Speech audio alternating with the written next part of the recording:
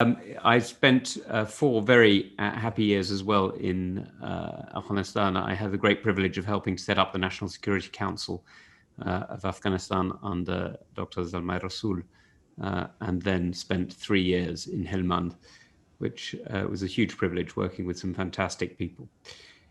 This is a very difficult time for Afghanistan, and I heard with great interest the comments of the first two speakers, because of course what we're looking at the moment is a moment of potentially of great hope, but also of great tension, because the peace talks that have been engaged in since, well, not just since February, but that were signed in February between Zalmay Khalilzad and members of the Taliban, raise some great hopes, but also raise some very serious questions. If you look at the release of prisoners, for example, most of them went back to the front line. They didn't go to farm or to business. If you look at the assassinations that are going on in the country right now, they are quite deliberately targeting not just government officials, but also civil society. We're not seeing a Taliban that is seriously talking about peace. We're seeing a Taliban that is quite seriously talking about war and about victory.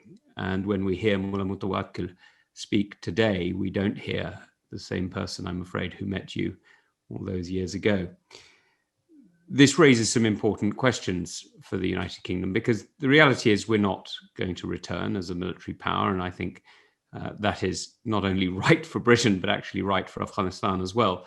I think what we need to see is we need to see support to the Afghan civilian government and to its ability to support itself. That means support to the ANSF, the Afghan National Security Forces, the National Police, of course, and to Ordu-i Milli, the National Army, who have done so much to defend the Afghan people in recent years and taken on so many of the responsibilities that were once held by others.